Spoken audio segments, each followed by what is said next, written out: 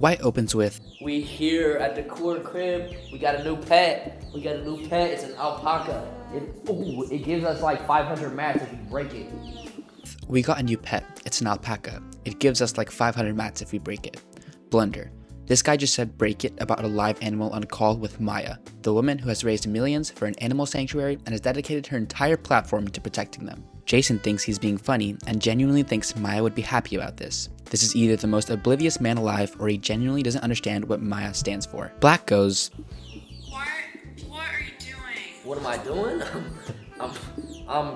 I got a new pet. What are you doing? Book move. She's trying to figure out if she heard that correctly because there is no way he just said that. White explains, I ran out of content today, so I went to the pet store and got an alpaca. Ran out of content today, so I went to the pet store and got an alpaca. Mistake. Did he genuinely think that this sounds very good? Can he not hear himself? He put a bunch of wild animals in a small space and they show visible signs of stress. Black hits back with, Jason, how about next time you run out of content, you use your brain and like come up with a good idea? Brilliant move. She is being genuinely restrained right now. This is a woman who has spent years fundraising, building sanctuaries, and advocating for animals. The alpaca has probably been handled by 30 different people today alone. It is exhausted and is definitely stressed. White goes, Nah. I mean, bro, this is a genius idea. I mean, who has a pet alpaca? Look. Nah bro, this is a genius idea. Who has a pet alpaca? Inaccuracy. Jason, you did not come up with a genius idea. You temporarily displaced a stressed animal from its enclosure for content. Bro's genuinely fishing for a compliment from the one person on the planet least likely to give it to him right now. This is like asking a vegan how your steak tastes. Black ignores him. Great move. She looks shocked and disappointed on that call. You can see it in her face. White goes, Huh? What do you think? Look. Look. Blunder. Pointing at the alpaca like that's gonna fix anything. The animal looks just as confused as Maya. They're both not having a fun time right now. White resigns the call. Next, White is sitting at a university booth with a sign that literally says, ask a lawyer. Book move. Set up and ready for legal questions. Black walks up and opens with, That's not a lawyer, that's a therapist. That's not a lawyer, that's a therapist. Inaccuracy. Bro saw what the sign says and still pulled this stupid ass shit. I can't with people, bro, I'm gonna lose it. Black follows up with, So as a lawyer, what makes you more qualified to provide like better advice than the average person? Law school. Huh? Law school? Okay, so like how? Like what about law school?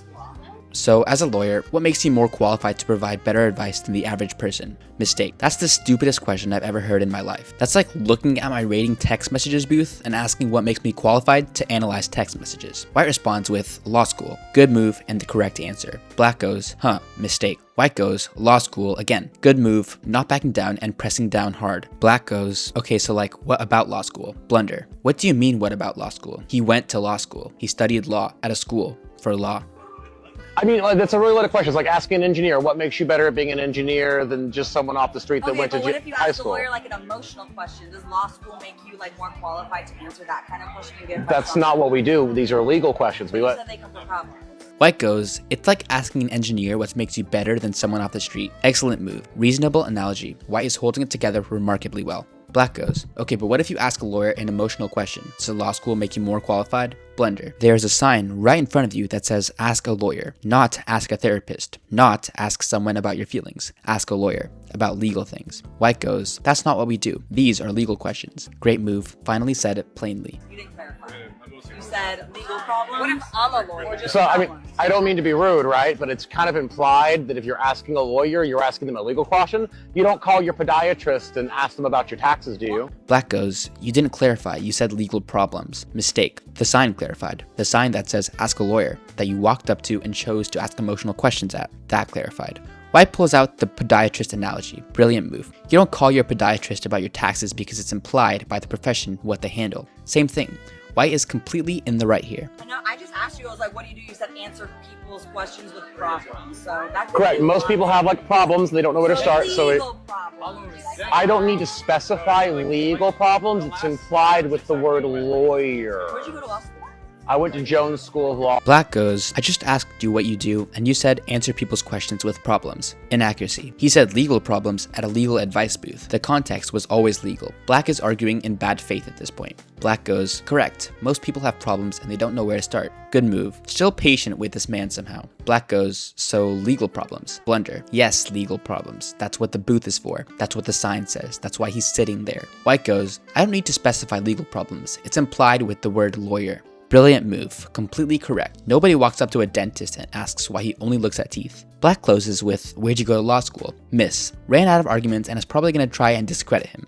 White goes, I went to Jones School of Law. Good move. This was the easiest match for White. He won that so easily. Come on, I want more even matches. Next. On your left.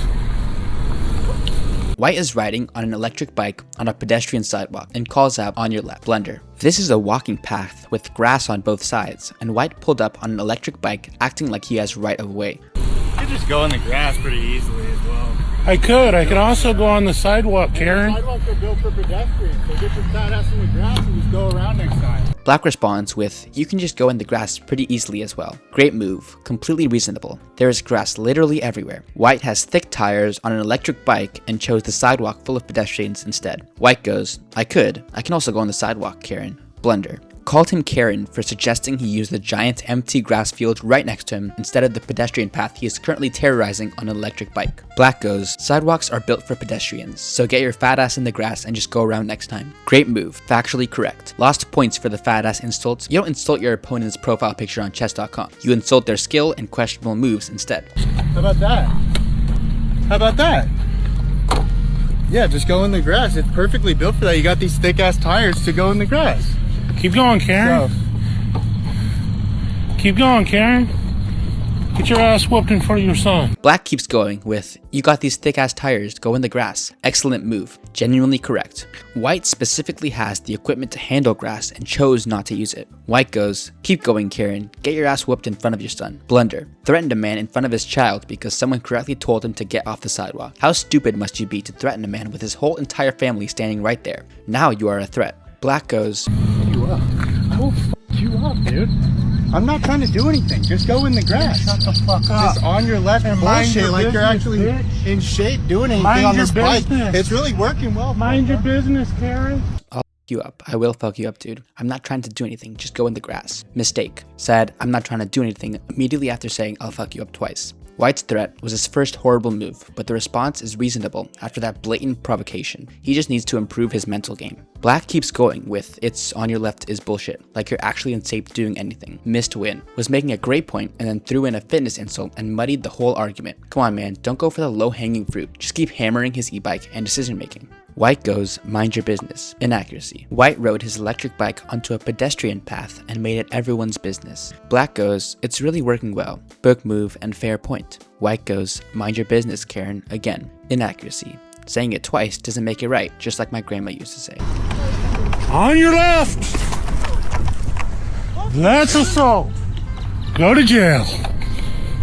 Black walks ahead with his family. Best move. Took the W and walked away with his kid. Then, White rides back up behind him and says, on your left again. Blunder. Had the entire grass field and the whole rest of the park to ride into, and he chose to pedal back into this man's personal space on purpose. This is just asking for trouble at this point. Black pushes White into the grass. Brilliant move. Sent him exactly where he should have been the whole time. White goes, that's assault. Good move, and legally correct. But this man rode an electric bike onto a pedestrian sidewalk, called a father Karen in front of his son, threatened to whip him, and then deliberately rode back up behind him after the argument was already over. The grass got him in the end, one way or another. Black wins. White belongs in the grass. Next, White opens with, Is you the manager? Yeah, yes sir.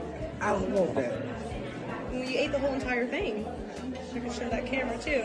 are you the manager? Book move. Standard opening when you have a problem with the restaurant. Black confirms, yeah, yes sir, good move. Average reply, but then again, less is more. White goes, I don't want that. Inaccuracy. The plate in front of him is completely stripped down to the bone. There is nothing left. White annihilated his chicken and then tried to pull the classic method of getting free meals. But this dumbass forgot that you actually had to leave a good portion to activate this method. Black shows him the plate. Brilliant move. Lets the evidence speak for itself.